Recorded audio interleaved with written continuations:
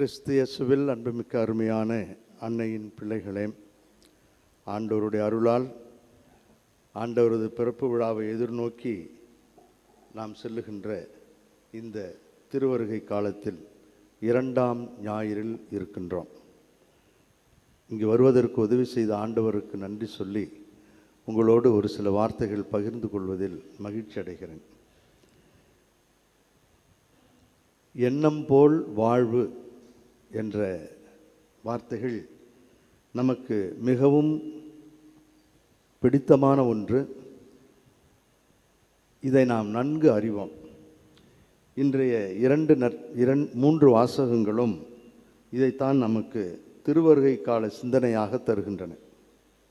எப்படி? சற்று விரிவாக பார்ப்போம். திருமுழுக்கு யோவான் விண்ணரசு பற்றிய விளக்கத்தை, சான்றை இன்றைய நற்செய்தி வாசகத்தில் நாம் மத்தேயு எழுதியபடி படித்தோம். இதில் 2 இடங்களை பற்றி மத்தேயு குறிப்பிடுகிறார். ஒன்று, பாலை நிலத்தில் அவர் கூக்குரலிட்டார். 2வது, யோர்தான் நதியிலே அவர் திருமுழுக்கு கொடுத்தார் என்ற 2 இடங்களை பார்க்கிறோம். ஒவ்வொன்றும் ஒவ்வொரு விதமான சிந்தனையை நமக்கு தருகின்றன. 2ஐயும் ஒன்றாக இணைத்து இன்றைய நம்முடைய திருவருகை காலத்தின் தயாரிப்புக்கு பயன்படுத்த ஆசைப்படுகிறேன். ஒன்று, பாலை நிலம். செங்கடலை கடந்த இஸ்ராயல் மக்கள் யாவேயை பற்றிய இறை அனுபவம் பெற்ற இடம். அதாவது இறைவனின் பாதுகாப்பு, அவரது பராமரிப்பு, இறுதியிலே அவர்களோடு செய்து கொண்ட உடன்படிக்கை, நான் உங்கள் கடவுள், நீங்கள் என் மக்கள் என்ற அந்த அற்புதமான உறவை புரிந்து கொண்ட காலம் அது. ஆகவே இந்த பாலை நிலம் ஒரு உறவை நமக்கு சொல்லுகிறது. இந்த உறவை பற்றி சொல்லுகின்ற பொழுது ஓசையா இறைவாக்கினர் 2வது அதிகாரம் 14வது வசனத்திலே ஓசையா இவ்வாறு சொல்லுகிறார். இந்த பாலை நிலம் எப்படிப்பட்டது என்பது.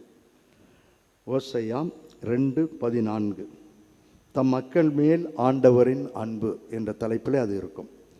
ஆதலால் நான் அவளை நயமாக கவர்ந்து இழுப்பேன், பாலை நிலத்திற்கு அவளை கூட்டி போவேன், நெஞ்சுருக அவளுடன் பேசுவேன்.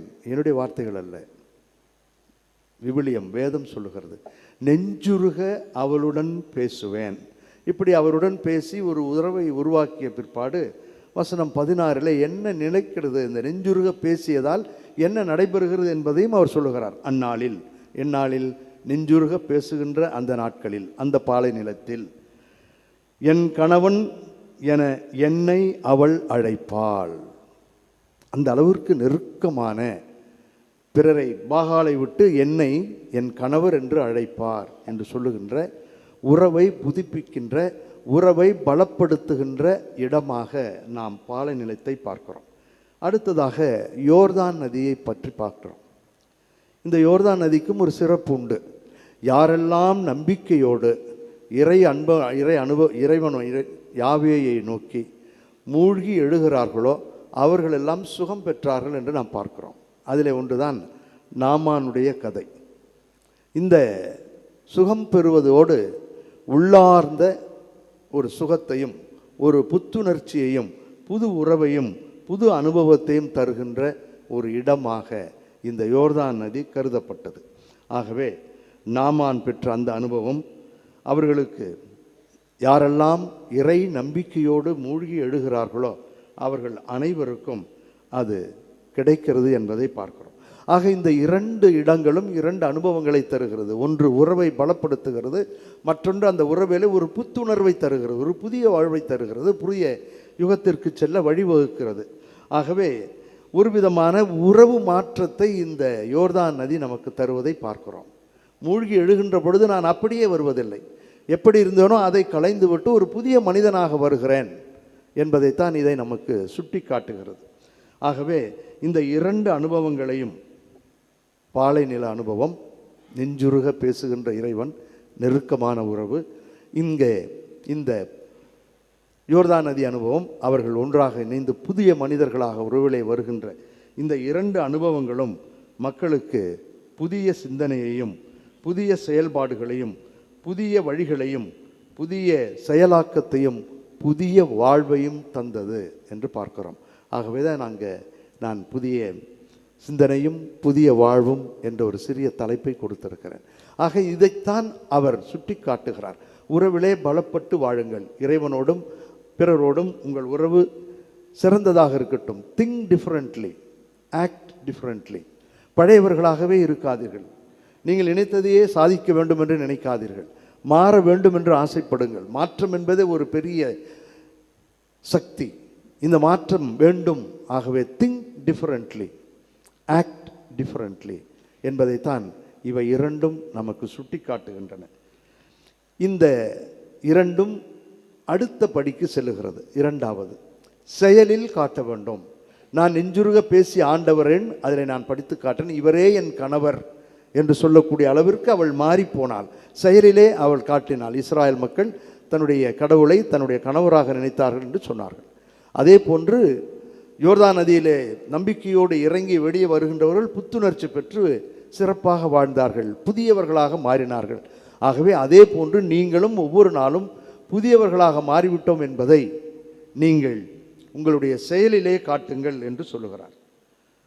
ஒருவர் இந்த பாலை அனுபவமும் யோர்தான் அனுபவமும் பெற்றார் என்றால் அவர் அதை தனது வாழ்வில் காட்ட வேண்டும், அதை வாழ்வில் எண்பிக்க வேண்டும். இதைத்தான் அறைக்கூவலாக அவர் சொல்லுகிறார். இதிலே போலி இருப்பதை கண்ட அவர் இவ்வாறு சொல்லுகிறார். அறிந்தும் தெரிந்தும் இந்த யூதர்களுக்கு இந்த அனுபவம் தெரியும். யோர்தான் எதை சொல்லுகிறது, பாலை நிலம் எதை சொல்லுகிறது என்பது எல்லா யூதனுக்கும் நன்கு புரியும். தெரியாதவர்கள் அல்ல, புரியாதவர்கள் அல்ல, வாழையடி வாழையாக அவர்களுக்கு சொல்லப்பட்டிருந்தது. ஆனாலும் அதையும் கடந்து அவர்கள் தெரியாதவர்களைப் போல அறியாதவர்களைப் போல வேண்டுமென்றே அவர்கள் திரும்ப திரும்ப செய்ததையே செய்து வணங்கா கழுத்தினராக இருந்தார்கள் என்பதையும் நாம் பார்க்கிறோம். அப்படிப்பட்ட அந்த வகையிலே வந்த மாறாத, மாற்றத்தை விரும்பாத, பழையதையே திரும்ப திரும்ப சொல்லி கொண்டே இருப்பது, சொன்னதையே திரும்ப திரும்ப சொன்னால் அது உண்மையாகிவிடும் என்று தவறாக கணிக்கக்கூடிய அந்த பரிசேயரும் சதுசேயரும் அவரிடம் வந்த பொழுது அவர் அவர்களை சாடுகிறார். அவர்களிடம் இது சரியில்லை என்று சொல்லுகிறார். எனவே அவர் மனமாற்றத்திற்கு அவர்களுக்கு அழைப்பு விடுக்கிறார்.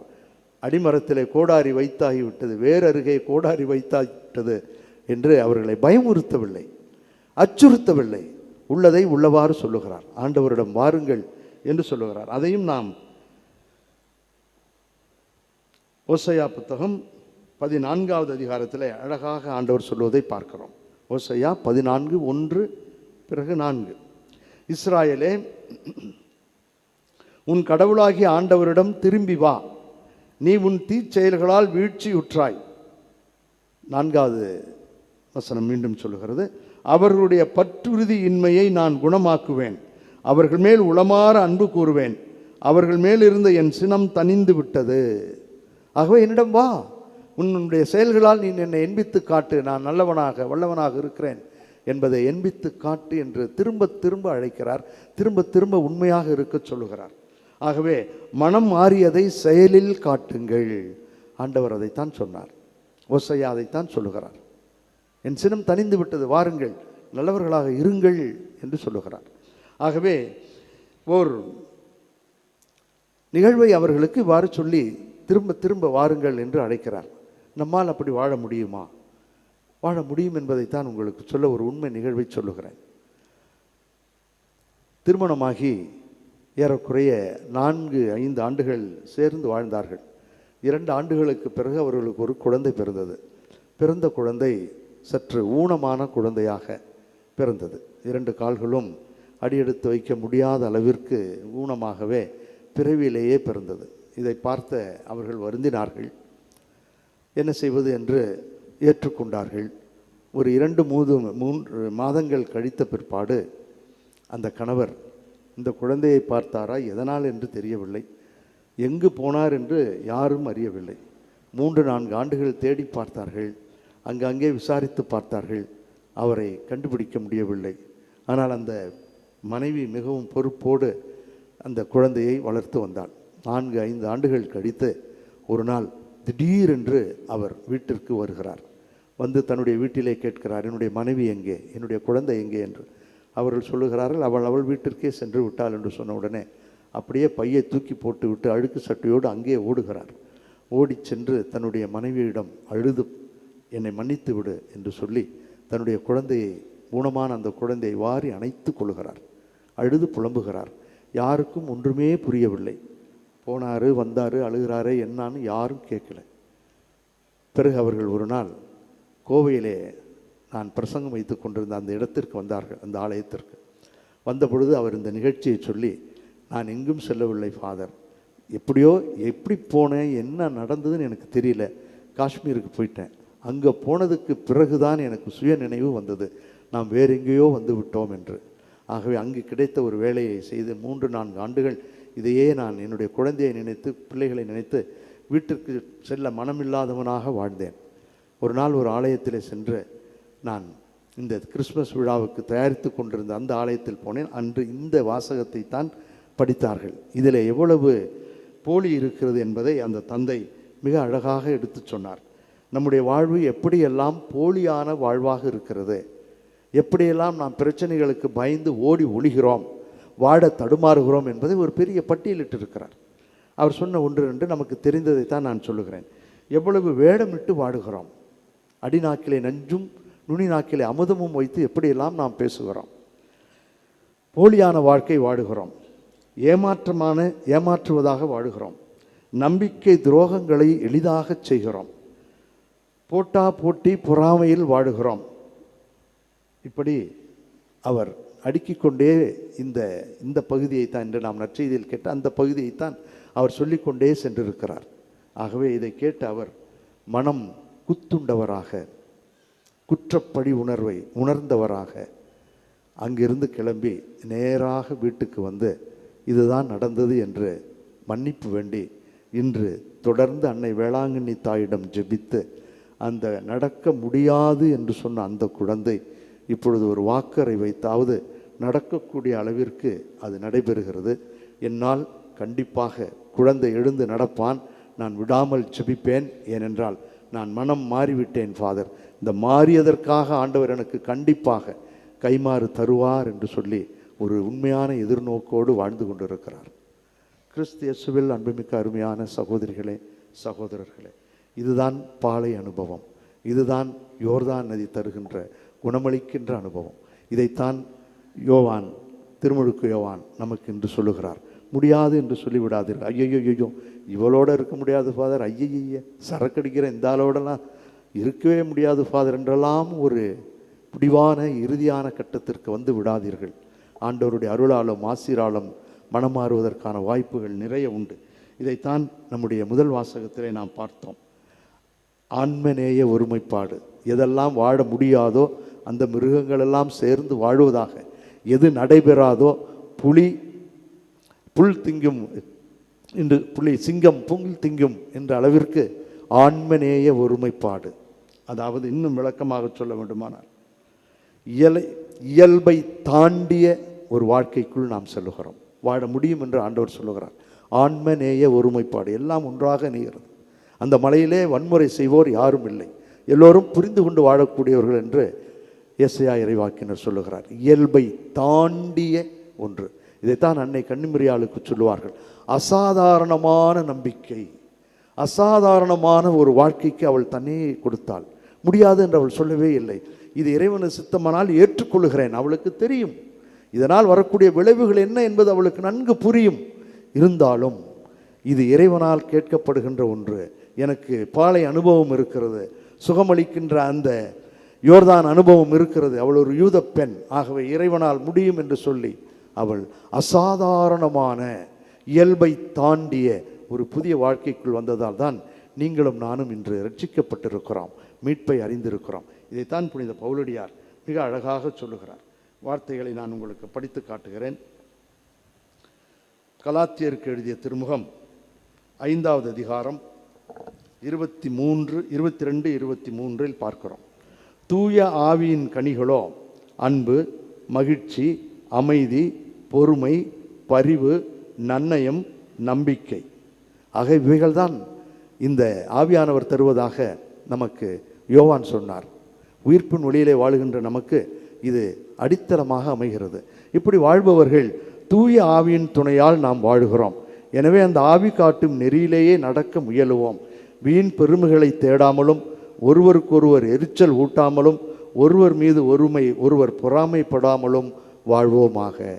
இதுதான் ஆண்மநேய ஒருமைப்பாடு. இதுதான் அசாத்தியமான வாழ்க்கைக்கு அன்னை கன்னிமரியால் கையளித்ததைப் போல நம்மையும் கையளிக்க, இயல்புகளை கடந்து வாழ இறைவன் தருகின்ற அருள். வாழ முடியும், வாழ வேண்டும். இறுதியாக ஒரு பகுதியை படித்து முடிக்கிறேன். சீராக் ஞான நூல் 2வது அதிகாரம் 10வது அதிகாரம். என் வார்த்தைகளை நம்பவே நம்பாதீர்கள். நான் வேதத்திலிருந்து தான் படிக்கிறேன், விவிலியத்திலிருந்து தான் உங்களுக்கு படித்து காட்டி முடிக்கிறேன். என்னுடைய வார்த்தைகள் அல்ல, இறைவனுடைய வார்த்தைகளைத்தான் உங்களுக்கு படிக்கிறேன். சீராக் 2:10. முந்திய தலைமுறைகளை எண்ணி பாருங்கள். ஆண்டவரிடம் பற்றுறுதி கொண்டிருந்தோரில் ஏமாற்றம் அடைந்தவர் யார்? கேள்வி கேட்கிறார். யார் ஏமாந்திருக்கா? ஆண்டவனை நம்பி ஏமாந்து போனவர்கள் யார் சொல்லு என்று கேட்கிறார். மீண்டும் கேட்கிறார். அவருக்கு அஞ்சி நடந்தோரில் கைவிடப்பட்டவர் யார்? அவரை மன்றாடினோரில் புறக்கணிக்கப்பட்டவர் யார்? கேட்கிறார். உங்களை என்னையும் அதுதான் கேட்கிறார். யாரெல்லாம் மனமாறி ஆண்டவரிடம் வந்தார்களோ அவர்களுக்கு வாழ்வு உண்டு. அவர்களுக்கு புது வாழ்வும் ஒரு புதிய சிந்தனையும் ஆண்டவர் தந்து வழி நடத்துகிறார் என்பதைத்தான் நாம் பார்க்கிறோம். ஆகவே இந்த கிறிஸ்மஸ் பெருவிழா, எத்தனையோ குடும்பங்கள் பிரிந்து போயிருக்கின்ற இந்த நாட்களில் சற்று யோசித்து பார்ப்போம். எதையும் எடுத்துக்கொண்டு போவது இல்லை.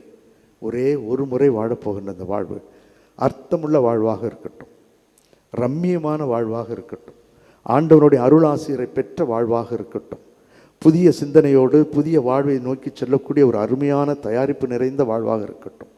ஒரே ஒரு முறை தான் வாழப்போகிறோம். கருவறை டு கல்லறை, ஊம் டு டூம், ஒரே ஒரு முறை தான் நடக்கப் போகிறோம்.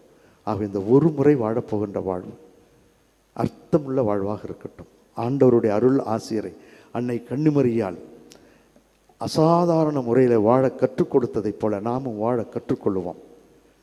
இறைவன் நம்மையும் நம் குடும்பங்களையும் நம் உறவு நிலைகளையும் பாலை அனுபவத்தோடும் இந்த அருமையான யோர்தான் நதி அனுபவத்தோடும் குணமாக்கி வளப்படுத்தி மகிழ்வோடும் நிறைவோடும் வாழ தொடர்ந்து அசாதாரண முறையில் ஆண்டவனுக்காக வாழ்ந்த அன்னையிடம் சேர்ந்து ஜெபிப்போம்.